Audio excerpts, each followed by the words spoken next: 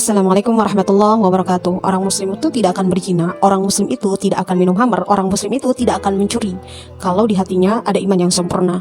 Sebagaimana hadis Rasulullah SAW, hadis sahih Bukhari Muslim dari Abu Hurairah. Bismillahirrahmanirrahim. Hadis Abi Hurairah radhiyallahu anhu, anna Rasulullah sallallahu alaihi wasallam qala la yazni az-zani hina yazni wa huwa mu'min, wa la yasriku as-sariku hina yasriku wa huwa mu'min, wala yashrabul hamra hina yashrabuha wa huwa mu'min. Diriwayatkan dari Abu Hurairah radhiyallahu anhu, katanya Rasulullah sallallahu alaihi wasallam bersabda, seorang pezina tidak akan berzina jika ketika ia berada di dalam keimanan. Seorang pencuri tidak akan mencuri jika ketika itu dia berada di dalam keimanan, yaitu iman yang sempurna. Begitu juga seorang peminum arak tidak akan meminum arak jika ketika itu ia berada di dalam keimanan. Jadi ketika kita dalam keadaan beriman, iman yang sempurna, maka kita tidak akan berzina, tidak akan meminum khamr, tidak akan mencuri. Jadi kalau misalkan ada orang muslim yang melakukan 3 hal tadi, meminum khamr, mencuri, berzina, sekalipun statusnya ustaz atau ustazah, maka kata Nabi imannya belum sempurna. Atau kadangkala orang muslim melakukannya karena kejahilan, karena kebodohan, karena dianggapnya zina itu mubah, boleh, tidak dosa gitu, karena kebodohan dan karena kejahilan. Atau bahkan meyakini gitu kan, memahami bahwa mencuri itu hukumnya mubah gitu, tidak termasuk kategori haram, tidak termasuk kategori dosa besar. Khamr juga termasuknya boleh gitu. Itu karena orang yang seperti ini melakukannya karena kebodohan, karena kejahilan, tidak mau thalabul ilmi.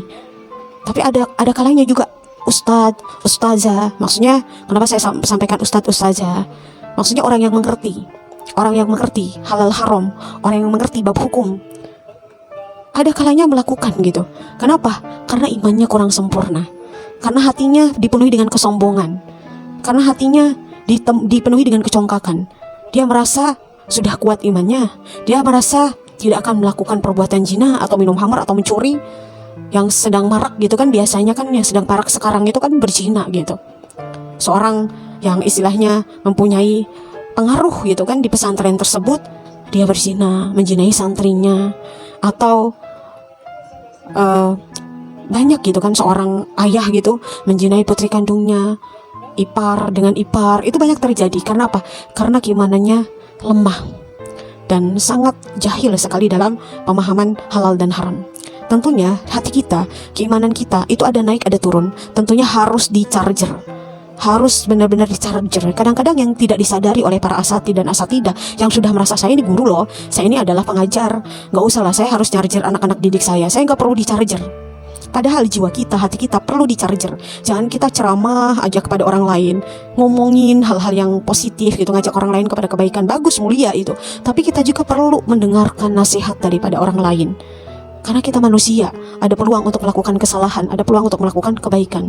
Makanya kita harus terus menempuh jalan kebaikan, jalan-jalan kebaikan, menghindari jalan-jalan keburukan. Seperti kalau misalkan supaya tidak terjadi perzinahan, kita hindari khalwat berduaan, kita hindari mencintai laki-laki atau perempuan yang bukan mahram kita, yang bukan pasangan halal kita gitu kan.